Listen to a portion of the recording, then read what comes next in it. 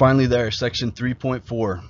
I know it's been a long section and the presentations have been a little beefy, but as promised, this one's going to be nice and short and we'll get right into it.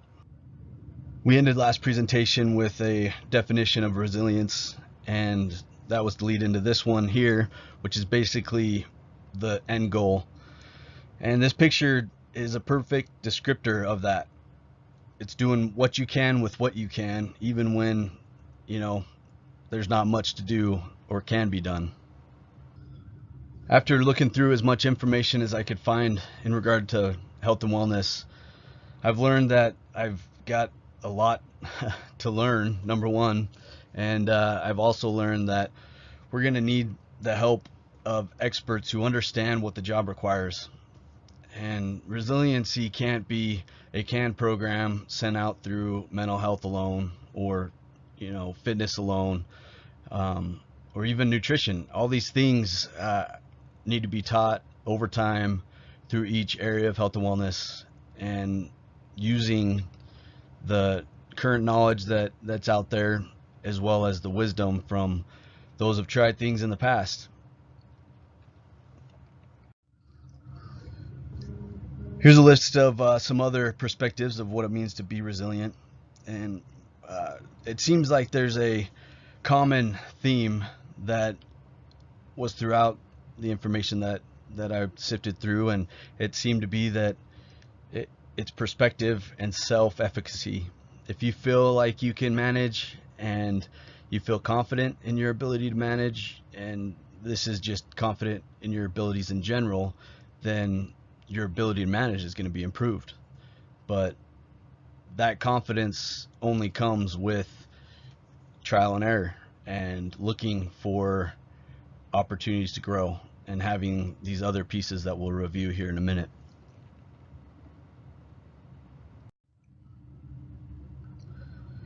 These are 3 determining factors that support resiliency that I found throughout all of the information that I looked at, and you'll see that common theme of perception and self-efficacy throughout these. Optimism is thought to be the primary quality of resilience, and that's learning to think flexibly with a more accurate thought process and thoroughly. And that will impact your positive appraisal of yourself and your effectiveness and perception on your impact. Number 2, social support is this in my mind is what makes a good leader a great leader, is the knowledge of this support, which is, I think, a belief in someone's abilities to do the job and do it well. And if someone is able to internalize that, they'll make it happen, and they'll want to do it just to not let that individual down that's providing that social support or that group.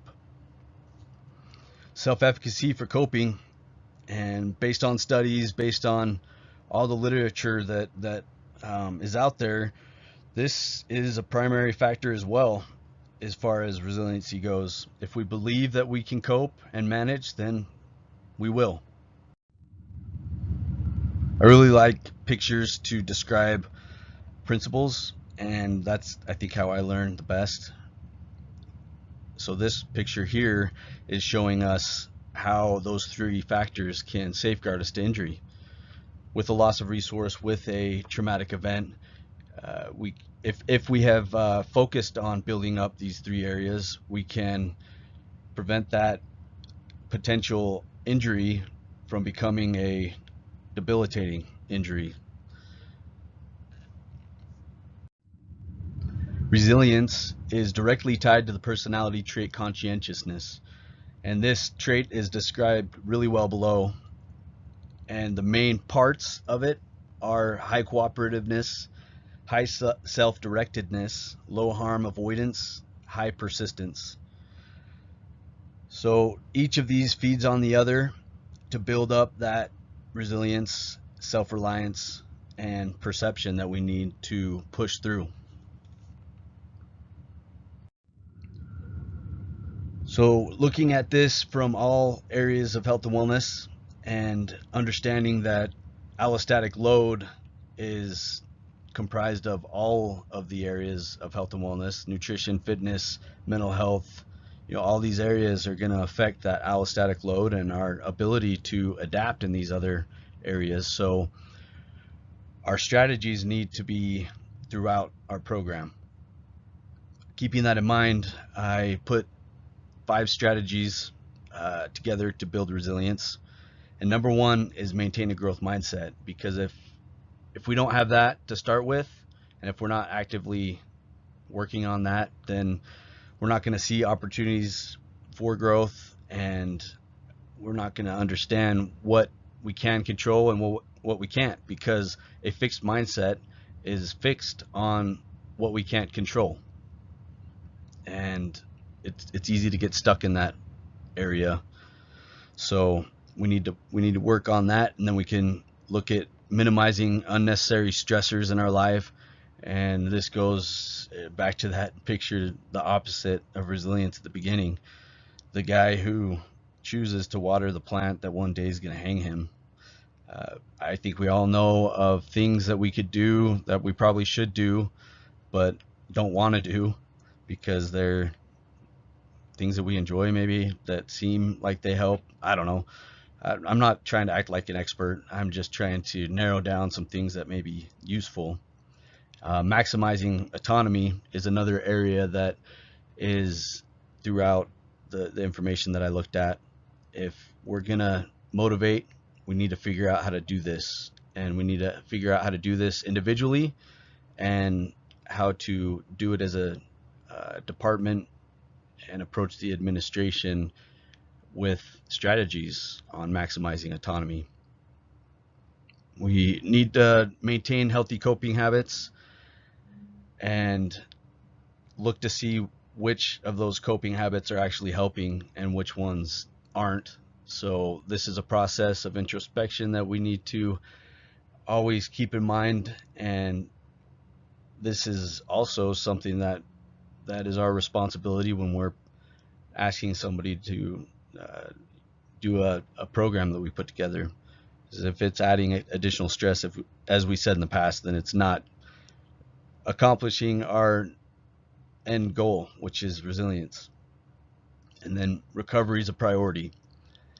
So this can be looked at as a continuum as well, and it doesn't necessarily need to be starting at 1, although that's going to be important with all these other areas. But maximizing autonomy is going to be important for growth mindset, and they all affect one another. So starting somewhere with something small probably is the best way to begin.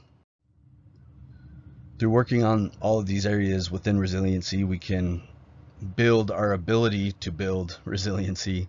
So once we start something, it makes it easier to do the next thing, and it's a continuous momentum that we once we got it going, we got to try to keep it going, and we have to be consistent with that. So I'd like to just go through each of these areas quickly, and then we'll go into a little more depth here in a minute. But let's start again with the growth mindset, which is basically the awareness of personal potential and actively seeking out growth within that potential. Reducing unnecessary stress is going to be looking at optimism, resiliency, cultivating your why. All of these areas within, like I said, will help us reduce that unnecessary stress. And cultivating our why, or understanding our purpose, is going to help reduce that allostatic load, because if we have a purpose to what we're suffering for, it reduces that suffering, and the focus isn't on what we can't do and what hurts. It's on what we're working towards and what we can accomplish. Maximizing autonomy is really the feeling of self-government and control, and we can do that through education and providing clear options and boundaries. There are 2 pretty powerful studies, I think, in regard to that. And one is a study where they allowed patients in an ICU to self-administer narcotics. And these patients would scream for their nurses on a regular basis, every 10 minutes in some cases. But when they did this, they found an overall reduction in the use of narcotics. And you would think it would go the other way, but it reduced because they knew it would be there when they needed it. And that's one way we can maximize autonomy. Another study was done with the elderly in a retirement home, well, 2 retirement homes. One of the homes was a really strict, everything was decided already for you home, and the other one had some structure but also a lot of options as far as your nutrition, when you wanted to exercise, if you wanted to water your plant, that sort of thing. So the study proved that the people in the home that created opportunities for self-direction and control were a lot healthier, a lot less depressed than the other group. So maintaining healthy coping habits is going to also be associated with all of these. If we can do this and look to see what is actually helping and what isn't, and continue to do that introspection, then we'll be able to limit those things that aren't helping and understand what will, and have a desire to do those things that will.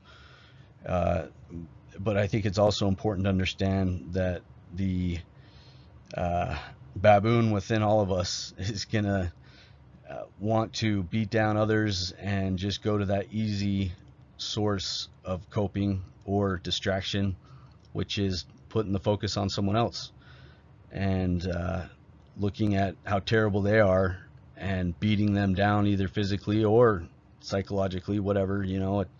And that is not what we're looking for long-term health and wellness. So look for what's helping and really what isn't, and that's with the long term in mind. And then we want to make recovery a priority, because if we are taking time away to rest and allow our bodies to heal, then we're going to create that adaptation that will make all of these other areas a little bit easier. It's not easy to maintain that growth mindset, and it's really not easy when we're fatigued or if we're hangry or if something stressful is going on in our lives. So it's important to take a step back, detach, as Jocko Willink says, and look at how we're reacting, and if it's a thoughtful process, and if we're trying to be optimistic, or if it's jumping to conclusions or tunnel vision on a specific issue, not listening, to the bigger picture that someone's trying to portray. If we're overgeneralizing, magnifying or minimizing, which I think are two ways that we avoid ownership. And this accepting inappropriate blame and rejecting any blame is a balance that we need to be aware of as well.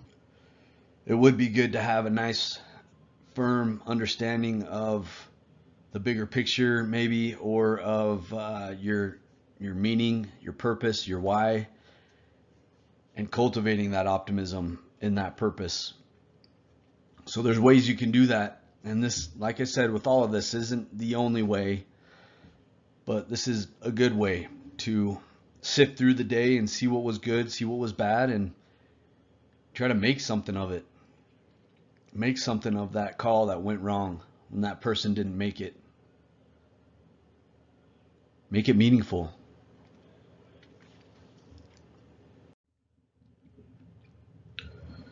You can also prepare mentally by learning how to manage cognitive stress, getting that needed recovery, owning the fact that the job is stressful and you need to focus a little more on recovery.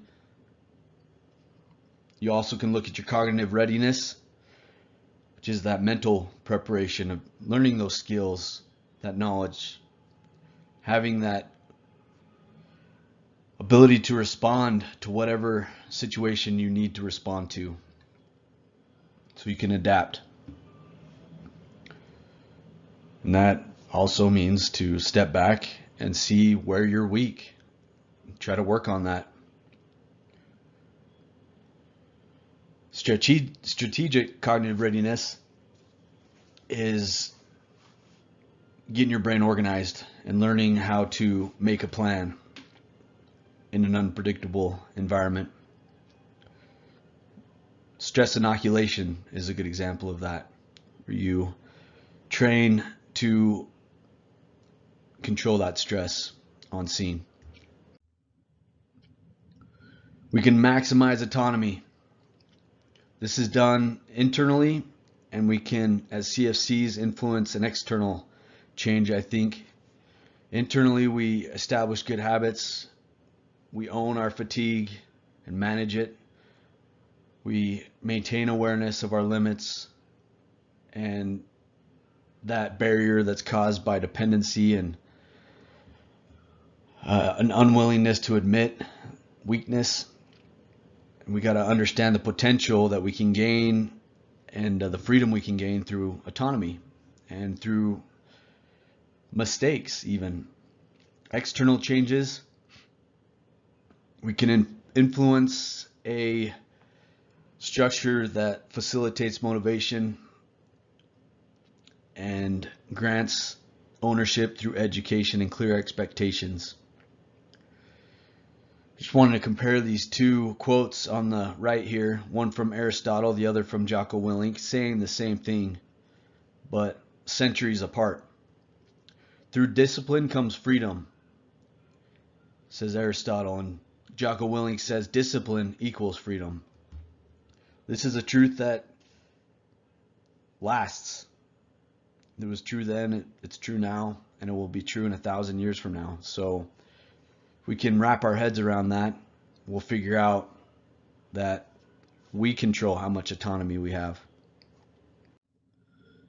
Maintaining healthy coping habits sounds easy, but it can get pretty complicated.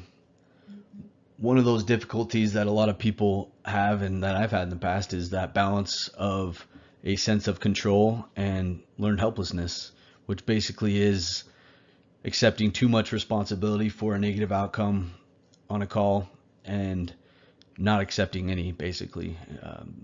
And that's in regard to what we could have done individually a little bit better. And that's how we learn, and I think that's how we prevent some of that injury from sticking with us. When recovery is low, positive coping mechanisms can become negative. And I've also managed this. Exercise is something that I've always used as a coping mechanism, but there was a time that it got pretty negative and I was grinding myself into the ground because I wasn't looking at the bigger picture. I was just thinking in my head, this is what I do, this is what I need to do to maintain, and I wasn't really putting much thought into a plan. Control of emotions is a positive coping technique when we're on scene to maintain that scene and to help. But if that control turns into a numbness or a compassion fatigue, then that isn't really a healthy way to manage it. That overflows into our family's life. Also, in our regard as fitness coordinators, coping strategies that are positive can become negative when they're forced on someone. So as a group, I think we can influence the avoidance of this and put some things into place in the future that can prevent this from happening, like SOGs. Recovery needs to be a priority. If not, all of the training that we do will turn into a negative thing. We're not going to get those positive adaptations that we're looking for, and that's not just fitness. I'm talking about the preparation as far as knowing our job and training on the drill ground. So if we're not taking the time to recover, we're going to eventually grind ourselves into the ground, or just live a life full of stress at the peak of our capacity, which then produces a mindset that's reactive and fixed. and that's not really conducive to relationships and a career with the team. So this is something that we need to do to maintain our perspective of that bigger picture and our purpose. Some planning considerations for recovery.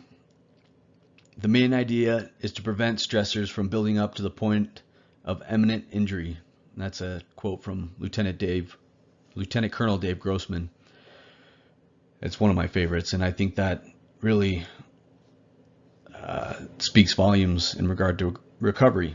So looking forward to the future when we're not sleep deprived and we're not fatigued out of our minds, and having a plan that's in place before that is going to make a huge difference. So thinking about what's going to happen on that shift, or even when we get home, what responsibilities do we need to tend to, what is expected from the family, and then planning the recovery and even your training around that. I think it's important to consider when things go wrong on scene, or if we get stuck. If a mistake happens, it's hard to recover from that, and it seems like a domino effect, and things continue to go wrong. So this is a way that you can reset and avoid that from happening. So the OODA loop is basically the core of this, and it's recognize, recover, reassess, re-engage. So you recognize that something is going wrong. You have that perspective. You're trying to maybe detach. You recover with 3 recovery breaths. And this is also a technique taught by Lieutenant Colonel Dave Grossman, and he calls it tactical breathing. Basically 3 breaths in through the nose, hold for 3, out through the mouth, hold for 3, and then do that 3 times.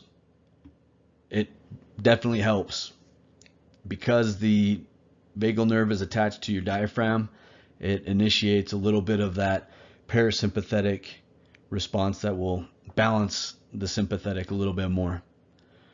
After the call, we can own what was ours. We can evaluate what we could have done better as far as that goes, and then learn. Take it with us and teach other people what we've learned. That's, I think, a great way to manage that mental injury and make something of a mistake.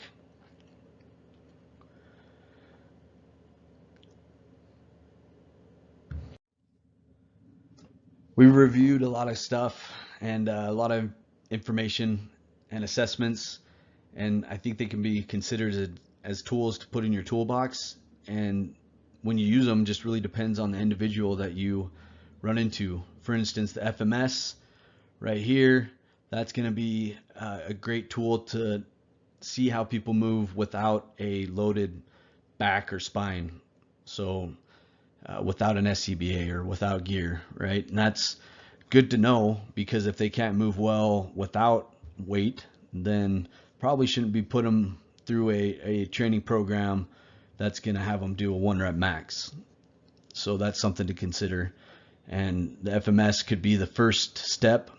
And we do have a way to give programming through this website here for FMS that's specific to weaknesses within that assessment.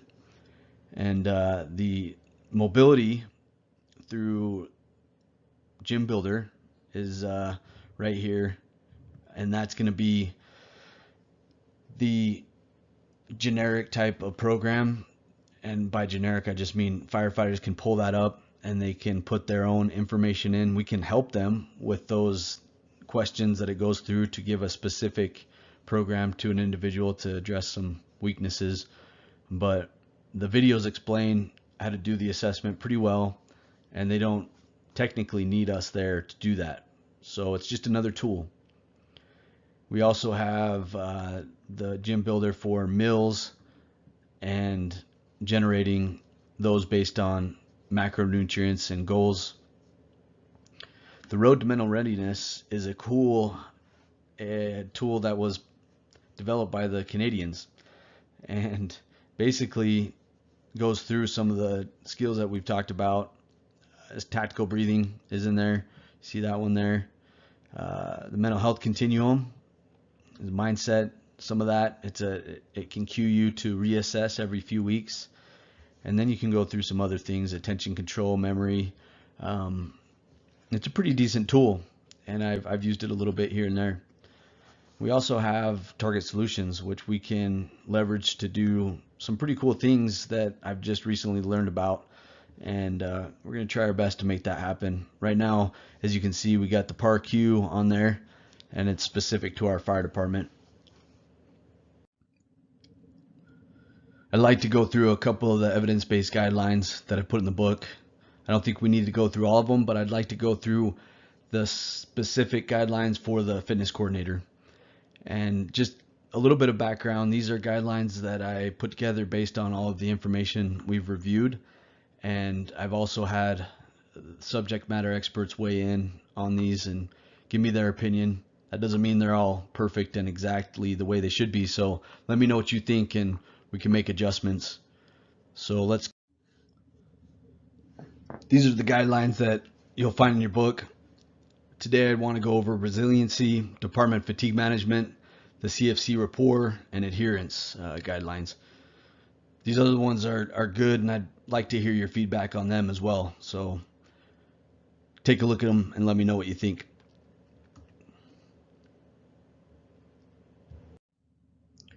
The Resiliency Guideline.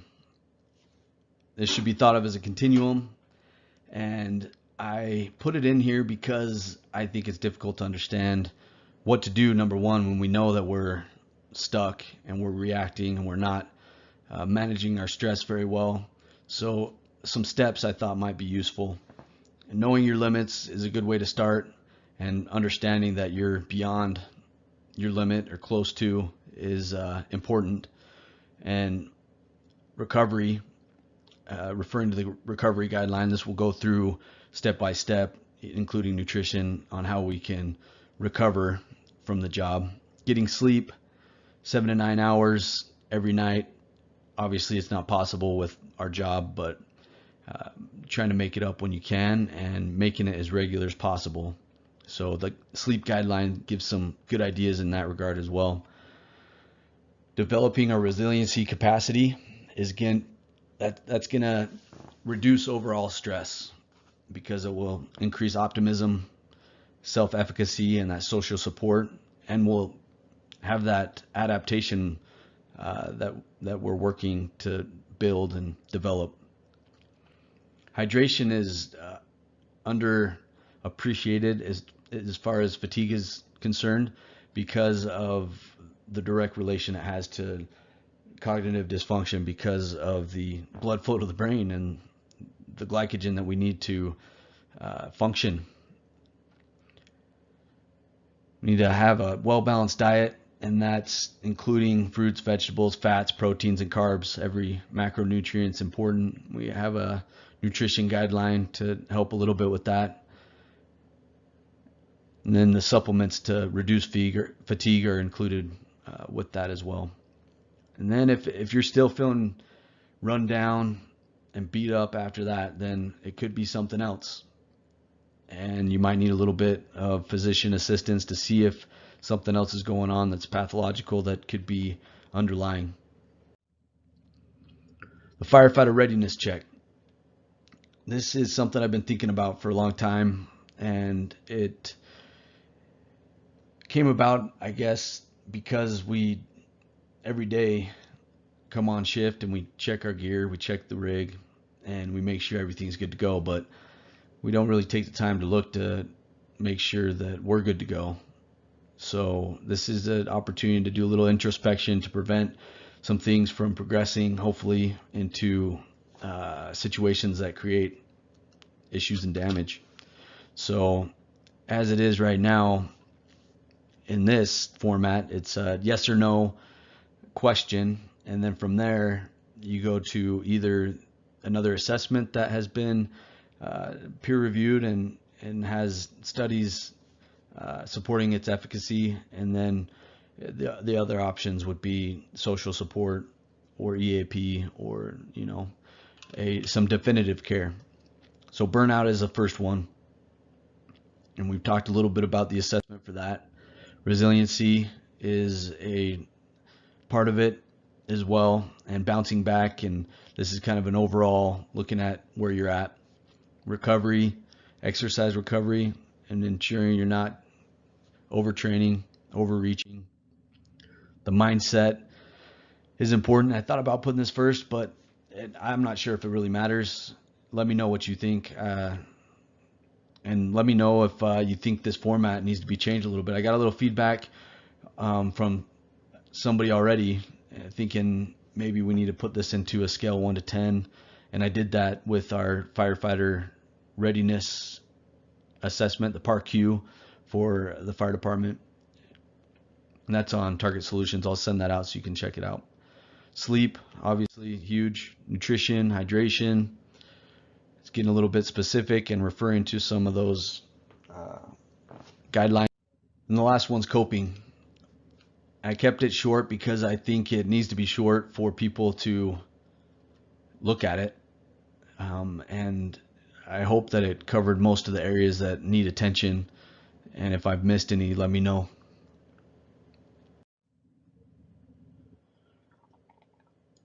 Department Fatigue Management Guideline.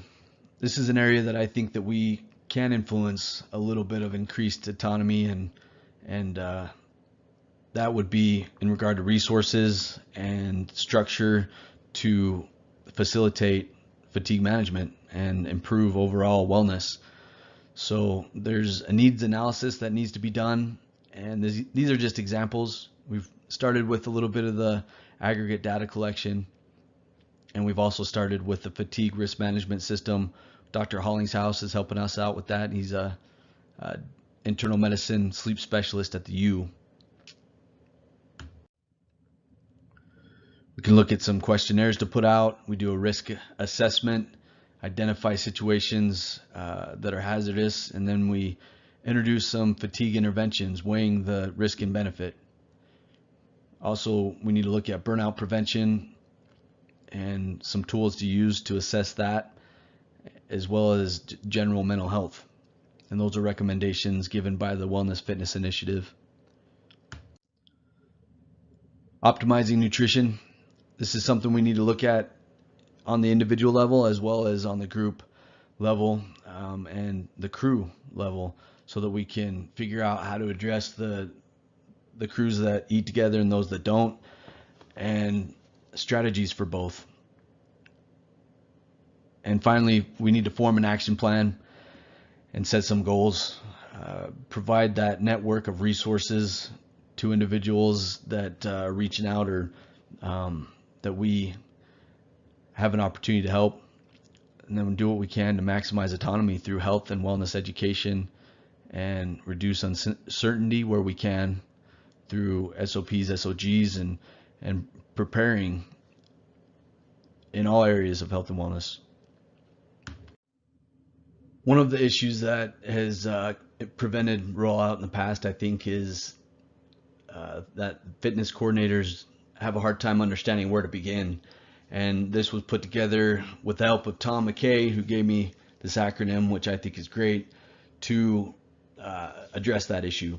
So starting somewhere is the main goal, right? And starting the conversation and telling the truth, because firefighters know when you're not being authentic. And trying to rush the whole process is gonna tell the individual that you don't really care to get to know them, that you just want to get them in the gym for whatever reason. So we need to tell the truth and build up that trust, that's what's gonna allow you to tap into that motivation and understand the meaning behind the individual. And then we also express empathy for their current position as far as in general, and that's without judgment, because who are we, right? We're all struggling, we're all trying to figure out this issue together and work on it together. We ask about their situation, their goals, their limitations, their family, opposition that has come up in the past, and what they've been good at the past, what they enjoy, and even if they want to begin, if they're motivated to begin. We can then validate their predicament and help them understand maybe why they've run into issues in the past with health and wellness in regard to the job and the sleep deprivation and the issues associated with that, and fatigue and motivation, all these things that they can learn to, I guess, anticipate issues in the future. It's important to remember that some people just aren't ready to get into any type of program, and they're not interested at this time, and maybe they're just not able to add another thing. So we work with what we can and try to start small, and if they're just not willing to do anything, we just let them know that we're available if they are, and down the road they might change, who knows. And then we empower with education and resources. We develop goals that are SMART goals: specific, measurable, achievable, realistic, and time-bound, and look at the potential consequence of moving forward with those goals and achieving them, and not what's going to happen. We've discussed in the previous sections why adherence is so difficult. Building up habits is hard with our chaotic schedule. It's just difficult. The fatigue, the chronic stress, they all add up to making that really hard. So taking that into consideration, and that a lot of individuals have tried things in the past and failed, and after failing so many times, the last thing we want to do is create a situation where they're going to fail again. So we need to be thoughtful and take these steps to figure out how we can avoid failure and start small. So the PAR-Q Physical Activity Readiness Questionnaire was put together specifically for firefighters, and that one's on Target Solutions. And then we could go through those specific things within that questionnaire below: the training age, what they need specifically as far as training programs, and then the intensity, and how educating on how to adjust that intensity based on fatigue. We've talked about also using the RPE, rate of perceived exertion, as a tool for that, and tailoring it to what the individual needs and wants to do, not just on the job, but what he likes to do off the job. We need to take into consideration what the individual understands as far as health and wellness and what they need to know, and we can provide them education however you think they'll receive it the best. Social support is also a big area where I think a lot of the failure happens, and it's because they don't have the support of their family or their crew or the people around them, and they're not setting themselves up for success in that regard. And a part of that is telling people what you're doing, and not being ashamed of it, and figuring out a way to approach it. Understanding how to control the stimulus and the environments that conduce towards the negative behavior, maybe if that's what's the issue with the individual as far as eating or whatever the case may be. But figuring out what the trigger is and anticipating it, and then coming up with some solutions and problem solving for those issues. Everybody's going to be a little bit different as far as incentives go. It's got some suggestions in here of what might work and what may not work, and these are general suggestions.